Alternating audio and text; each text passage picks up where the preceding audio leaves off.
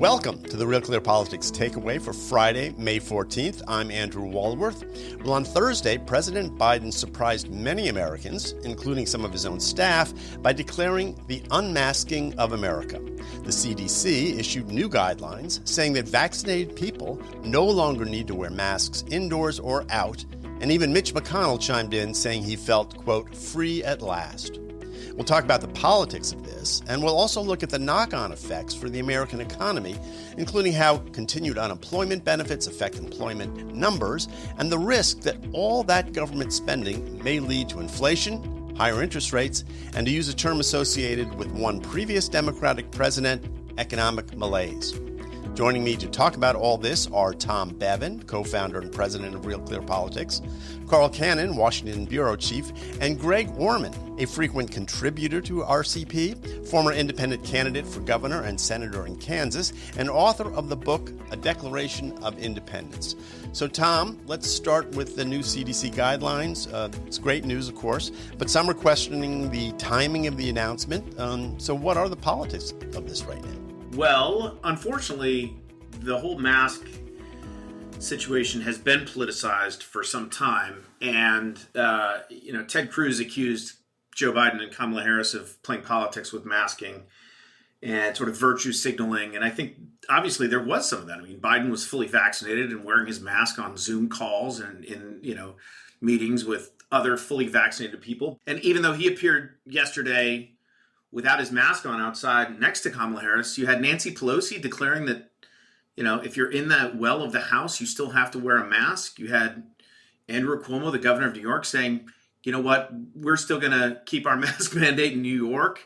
He's sort of ignoring the CDC. So the idea that this is all about, quote unquote, following the science, I think the lie has been sort of put to that. But I mean, it is good news. And certainly for all of the Americans out there who are vaccinated, I hope they go back to living their pre-pandemic lives as quickly as possible. That's what we need to be doing.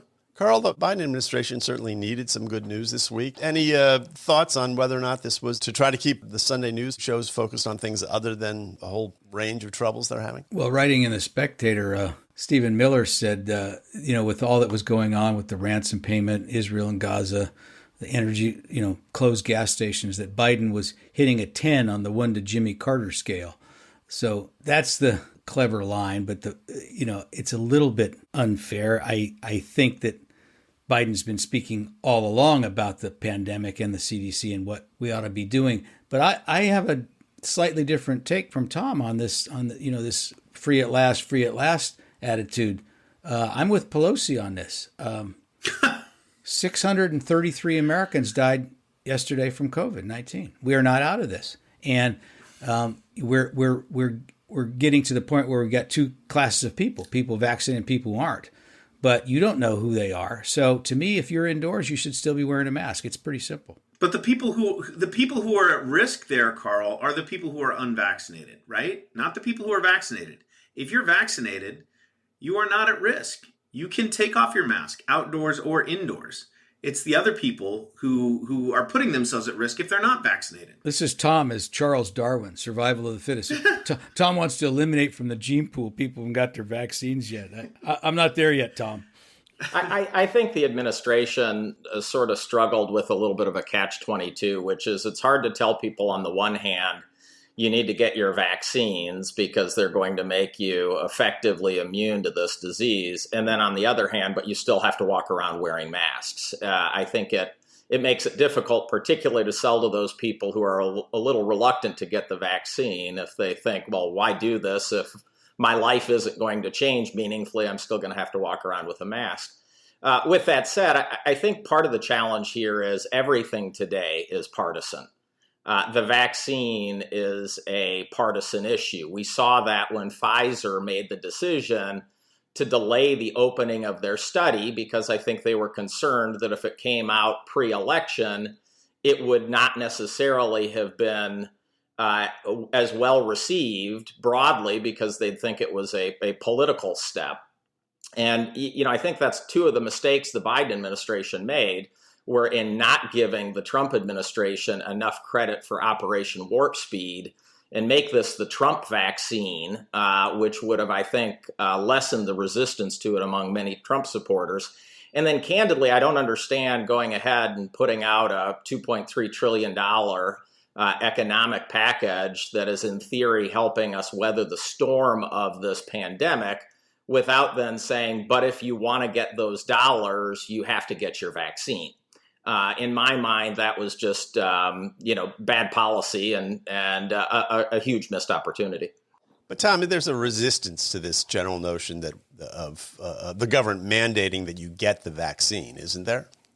Sure. I mean, it is a personal choice, and I think people have to make that choice for themselves. But when Joe Biden, he released a video, I think it was yesterday or today, saying, you got to have the vaccine or you got to have a mask. That's the new rule. I think he called it a rule. Yes, that was the tweet. It's a new rule, right? Yeah. Well, that's not a rule. I mean, who made that rule? Joe Biden made that rule. I mean, this is the idea that we are subjects as opposed to citizens, right? I think Carl's laughing because I understand the public health and right for the good of many and all of those arguments, but there has always been, I think, this tension. Particularly, as Greg said, I mean, unfortunately, it became a really partisan issue. I think Trump was pushing for states to stay open or open up, and that immediately sent Democrats, in New York and here in Illinois and Michigan, and all these Democratic governors were like, well, if Trump wants to do that, I'm doing the opposite. And then you had red state governors pushing to open up, and so it became heavily politicized. The whole idea of mask mandates, lockdowns, all of that stuff. It's unfortunate, and I think it hardened the partisan divides of those people who were resistant to being told, yes, you have to, stay home. You have to shut your business. You can't go, to your restaurant, even though you can go to Walmart or, the grocery store. And also you have to wear a mask and now being told that, yes, you have to take this vaccine. Well, it also became a perceived test of leadership on the left. There was this perspective that if you didn't take a very hardline stance in terms of your vaccine response, that in some way you were a weak governor. And we certainly saw that in our state of Kansas, where the governor basically jumped the gun and closed schools in March of last year throughout the state, even though the vast majority of Kansas counties hadn't seen a single incidence of COVID yet at that point in time. And this was the same governor who a week prior was on the phone with superintendents, basically telling them that if they shut their schools early, they were risking their state funding. And so it just became this perceived leadership test on the left, where facts and data weren't what was driving the decision-making, political standing was. So, Greg, I'm curious about that. Once again, governors of different states are sort of taking different paths here. Washington State, I think, said that they were going to wait until 70% of people were vaccinated. Other states have sort of set different sort of levels. Is that purely a political calculation, and will there be a political price to be paid by governors who get that wrong on both sides, I guess? I think it's a scientific calculation, frankly, which is when do we reach herd immunity? And that's the decision that they should make. But I think governors have turned it into a political test. And in my mind, that's part of the problem with politics today, is we are solving the wrong problem. They're all solving the problem of how do I get reelected, not solving the problem of how do I improve people's lives. Andy, can I add one thing to that? I'm normally a believer in federalism, but this virus has challenged a lot of, assumptions, or should have. But, this thing went around the world, this virus, in 3 months. So, state borders they're irrelevant to the national borders. Oceans were irrelevant to this thing. So to me, the idea that you have a nationalized response and some agreed upon national norms makes sense. And before, when I was chuckling, I wasn't chuckling what Tom was saying. I was chuckling at the idea of Joe Biden saying a rule. He didn't mean rule of law or rule of nature. He kind of meant, a rule of Biden, a Biden rule. Like before he ran for president, a Biden rule would be like, never use one sentence when 5 will do. He's just, I just think he was saying it as a guideline. I don't really think he meant it was the law of the land. That's all I was going to say about that. Listen, Fat, let me tell you something. No, look, you look at Biden and how, remember when Texas and Florida have been open for months now, right? They dumped their mask mandates. They've been open for business. And every time that happened, I mean, Biden called this Neanderthal thinking, right? This is Neanderthal thinking. That was his response to the idea.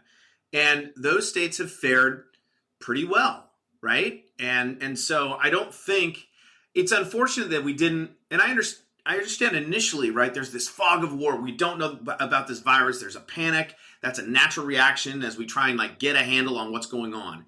But unfortunately, and I think because Donald Trump was president at the time and the country was so split over him in particular, that there wasn't any consensus built about what we should be doing, right? And I think there was probably a failure of leadership on the Trump administration to try and build that consensus. And he went to war with Gretchen Whitmer and Andrew Cuomo and all these people and just sort of made it worse. And all these governors are going in their own directions and furthering sort of the partisan divide there. But I don't think we had good public health policy. It's been heavily politicized. It's been sort of willy-nilly. There was one good thing that came of that, of Biden saying that, though. I didn't even realize, and I'm sure your inbox was inundated with press releases too, that the Neanderthals had a lobby. I heard from the sons of Neanderthals, daughters of Neanderthal, the Neanderthal Antidefamation Society, and so I've now taken that word out of my lexicon as well.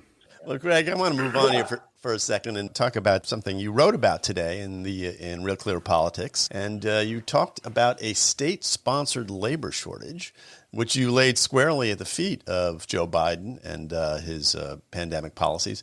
What's going on, and how do you draw the line between the labor shortage we're seeing and the unemployment benefits that have been extended? Well, one of the things I pointed out in that article is for a long time, advocates for social welfare, many on the left have talked about this notion of a benefits cliff, this idea that you have to gradually reduce the public benefits you give to people if you want them to build a pathway to a better life. If we want to build on-ramps and not have them jump off that benefits cliff. And ultimately, in this unemployment situation, by providing the additional $300 a week in unemployment, making $10,200 of it tax-free, we're basically creating a scenario where people have an incentive not to go back to work. In fact, I did in the article that I wrote, the column I wrote, I went ahead and actually calculated the after-tax impact on a woman making $30 an hour who has 2 kids and a spouse that doesn't work. And ultimately, her after-tax pay is within $1 of her pay if she were working. And so again, in that scenario, it's not even rational for her to think about going back to work if the net result is she loses government-provided health care, she loses the unemployment check, and ultimately has to deal potentially with childcare issues because her state hasn't fully reopened schools yet. Well, Carl, here's what Robert Reich had to say about that. He said, let's get one thing straight. There is no labor shortage. There's a shortage of employers willing to pay their workers a living wage. Instead of no one wants to work anymore, try no one wants to be exploited anymore. You buy that?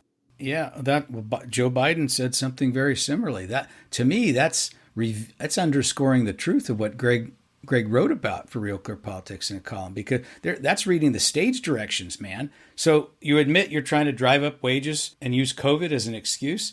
Pretty cynical. This idea that people don't respond to economic incentives, I mean, nobody believes that in any other facet of their lives. The Democrats don't. I mean, the governor of New Jersey is bribing people to take the vaccine.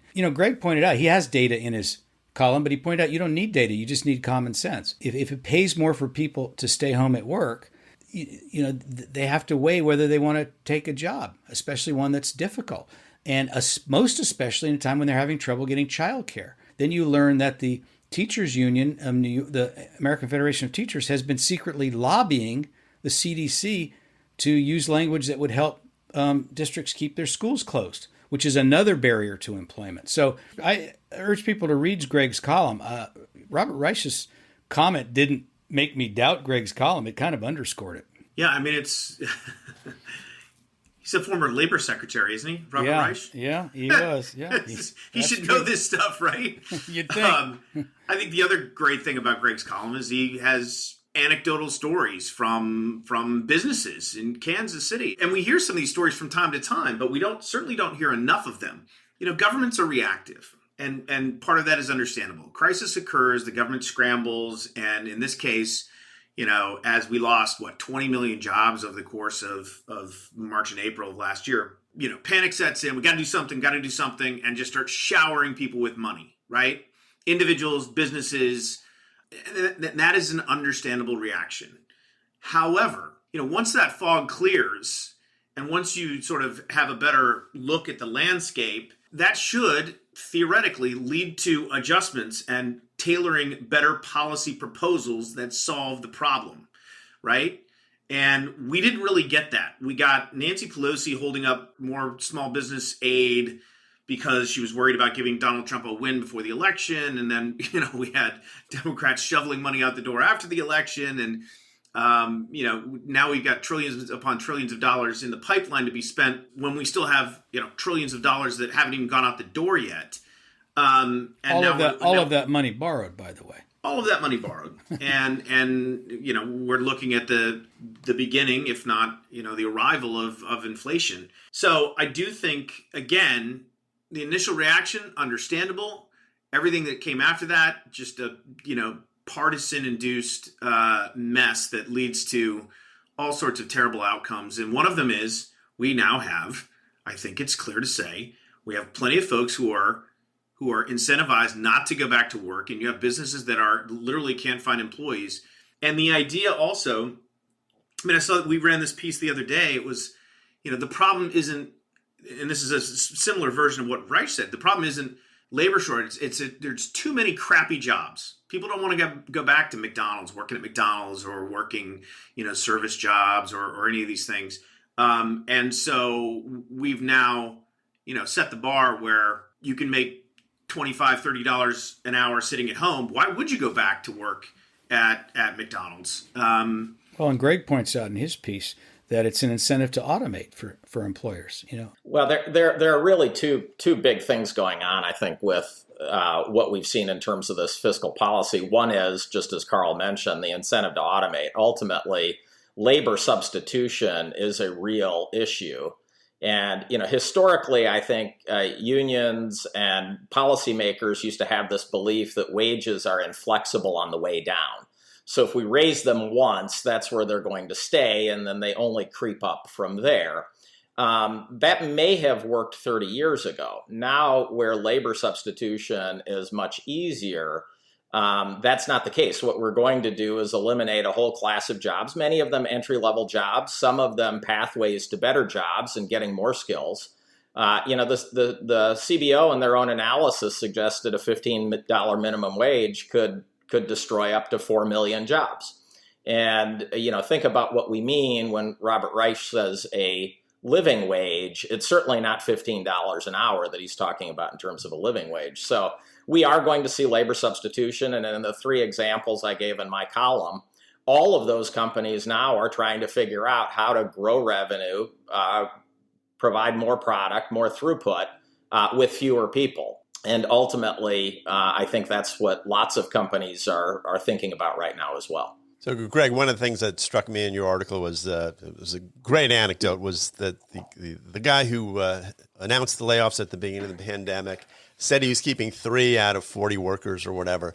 And when he announced the names of the 3, one of them groaned out loud because he didn't want to keep his job, which just struck me as sort of in microcosm. That's the problem. Well, and what you don't see is what happened prior to that, which is we spent a lot of time agonizing over this decision. How are we going to talk to people? How are we going to communicate to people? We were thankful that there was a social safety net that was going to be there so that we weren't really putting people in a position where they couldn't feed their families. But that, by the same token, we didn't expect someone to react by saying, no, I want you to fire me. And that's effectively what we heard. And like I said in the piece, 8 weeks later, he was able to persuade the CEO to bring back another employee and lay him off so that he could get an extended vacation during the summer. And that's what the CEO agreed to do, because I think he sort of thought there was a certain fundamental fairness in that. So, Tom, about 15 states, I think, at this point have turned down the $300 a week unemployment benefits from the federal government. Again, is this federalism at work? And I'm just curious about the politics. And Greg, I'd like you to weigh in on this as well, because I think Kansas actually did not turn down the $300 a week, as I understand. But if you're a governor and you're telling people you can't have your $300 a week goodie from the federal government, that doesn't sound like a winning political argument. No, it's certainly the tide is certainly moving in the direction. And, Trump was not a fiscal hawk, let's just put it that way. And then you had the debate right as those two Senate races were going on about sending out another check for $2,000, and Mitch McConnell wouldn't get on board, and Trump blasted him and said that's why they lost those Senate seats. You've got, we just heard Gavin Newsom, who's facing a recall, is going to be handing out, checks to people because they've got this surplus, and he's got all this money coming in the door from the federal government, right? So it's a popular thing to hand out money these days, and people have come to expect it, and that's part of the problems. Once you get As Greg mentioned earlier, once you start getting a benefit, it is awfully hard to take it away from people, even once the crisis has abated. And I think most people think, we are now through the COVID crisis. There was, we did have good GDP numbers in the first quarter of this year. It looked like the economy was sort of coming back. And then, these last job numbers, we kind of hit a wall. So I think we have hit the point where it's a problem. And so I think the governors are making a calculation that even though it's probably not going to be popular politically for them, that they need to do that to get their states, back, get the economy in those states back up and churning again, because otherwise you'll have, nice segue here, you'll have a malaise, Carl, that sets in. That he never used that word. I know.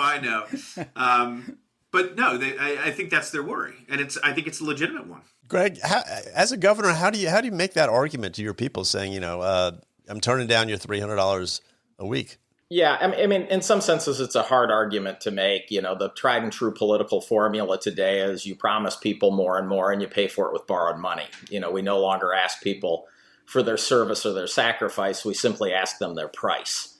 And that seems to be the way you win elections now. And, going back to a candidate that I campaigned for in 1988, George Herbert Walker Bush really lost re-election because he sort of took up that position to say we've got to do things that are in the benefit of the country and might hurt some people individually when he raised taxes after saying no new taxes.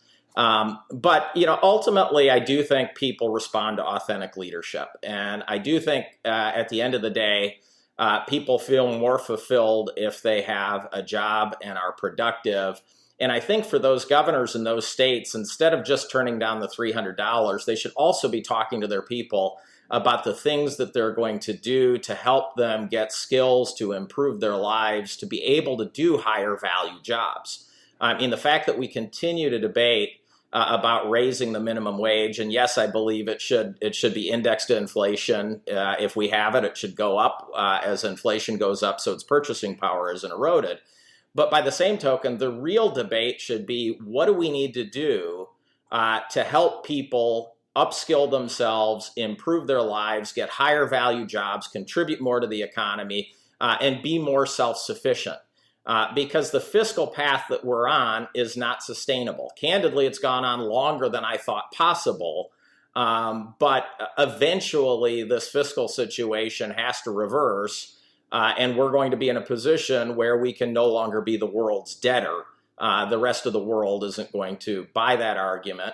And we're also starting to see the other side of that coin, which is pretty dramatic inflation, which is ultimately eroding the value of the pay increases that people are getting. And so, I think those governors who are turning down that money have to have a companion message, which is, here's what we need to do to help you improve your skill set, improve the job you get, and ultimately improve your lives. Well, Carl, Tom mentioned the magic word of the day, malaise, and Greg mentioned inflation. I'll mention the third, stagflation. This sort of Jimmy Carter, 2.0. Any validity to that argument at this point? We did have numbers that came out. Inflation this week hit 4.2%. That's not a good number. No, that's not a good number. In my lifetime, there have been different pressures that cause inflation. One of them is we're talking about now is high wages. The high wages, when they rise naturally, that's good. If it's artificial and the government imposes it, it tends to have an inflationary effect. So does rampant, wide, uncontrolled federal spending. If the markets get the idea that the government's borrowing money it can never pay back, that's another pressure on the economy. And we've learned in the pandemic, and we learned as recently as this week there are still gas stations in Arlington, Virginia, where I live, in Alexandria, the next town over, where there's no gasoline. So we've learned in the pandemic the supply chains that we all rely on, they're international in scope. They can be disrupted by international actors. And that's, these shortages of lumber, computer chips, gas, fuel, that's a third inflationary pressure. So, if I'm in the White House now and I'm hearing I'm looking at these numbers, I'm less inclined to do things like insist on high wages,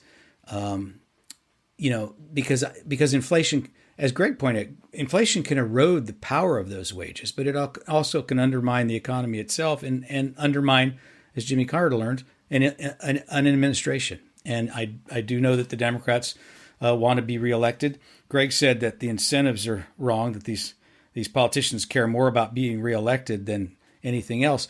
But sometimes that's good, because if a president wants to be reelected, one of the things he has to do is make sure the economy doesn't go kaplooey. So I think that inflation number, my guess is it got everybody's attention in the White House. Tom, what are the politics of this? Well, they're not good. I mean, you've got, gas lines and inflation and, conflict in the Middle East. And it's very much we've seen this movie before. Wait, and a picture of Joe Biden visiting Jimmy Carter. Well, right, exactly. Which he did last week, unfortunately, for both men. Yes, the picture of the two maskless with a couple nonagenarians right next to each other, and the sort of odd framing where they look like they were, little munchkin people or something. Look, it's the politics of this are not good, and you throw in, what's happening on the border, and the administration has its hands full. And some of the stuff is their fault. I think the border crisis is their fault. I think, the labor shortage thing that we were talking about, there's a policy issue there. The pipeline thing, I mean, obviously, maybe they're being tested by foreign power. This Russia's in cahoots with this group, Dark Side. But they're, they're not responsible for that. They're responsible for the response to it, which, has been criticized for them basically saying like, hey, this is a private thing with a private company, and they'll handle it the way that, as Carl said the other day, this was an attack on the United States, and it demands a federal response. And now we learned out that the company actually paid the $5 million ransom. So, look, they need to get a handle on this stuff before it gets out of control, because once that sets in, the idea that this is Jimmy Carter, redux, and that is not a good place for Democrats to be, especially as they look toward these governor's elections this November and then the midterms next fall. They do not want to be seen as the leader of their party being, the second coming of Jimmy Carter. I'm not sure it did raise too much attention within the White House because, we've started to hear the narrative already. Well, you're comparing April of 2021 to April of 2020 when the sky was falling and everything was shutting down and we had, slack demand, et cetera, was the perspective. So they're already sort of coming out and saying, this isn't so bad. Let's just wait and see when we get into the third and fourth quarter. But to Carl's point, we are seeing increases in things like lumber prices. And Carl, I would actually say we're not seeing an increase in lumber prices so much as we're not seeing enough people willing to pay a high enough price for lumber. And if we had that, we'd be in better shape. But the supply chain disruptions are another significant issue that's happening right now. So when we started spending all the stimulus money, going back to the Trump administration, we saw a huge surge in demand for a lot of things, most of them made in the Far East. The net result of that right now is we've got a huge supply chain issue with things like shipping containers. The price of shipping from China to Europe has gone up by a factor of 4.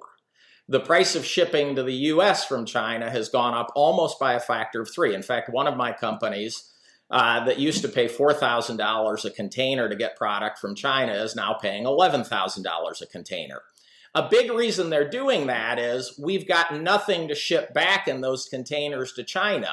So when you buy a container load of product from China, you have to pay for the round trip. You have to pay to get the container here, and then you have to pay to get an empty container back to China. And so there are huge supply chain disruptions that come from distortions in the market driven by government policy.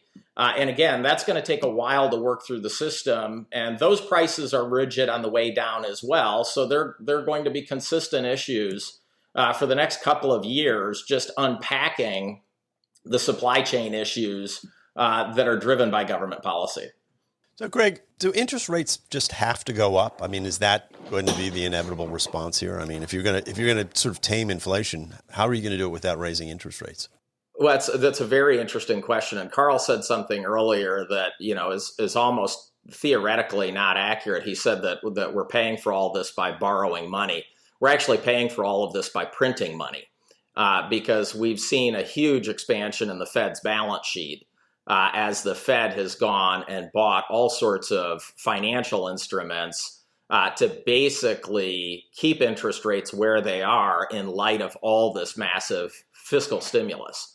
And so eventually, I think you get to the point where the rest of the world says we're not buying U.S. debt securities because of this. But as long as the Fed continues to print money, as long as the Fed continues to buy government obligations, we're basically going to see an inflationary effect in the real economy, while at the same time interest rates might remain tame. At some point, that changes where the number of sellers of federal government bonds outweighs the Fed's capacity to keep buying them, and then we will see interest rates going up. But again, interest rates right now are being artificially held low by a Federal Reserve that's basically buying every Treasury security that the federal government issues. Well, Greg, it's been great to have you here. It's great to have someone who actually lives out there in the real world. I think as much as I like talking to Tom and Carl and some of the journalists we have on from time to time, it's nice to hear from someone who actually knows what a shipping container costs, because they actually pay the bill. Or even what one is. Right. Yeah.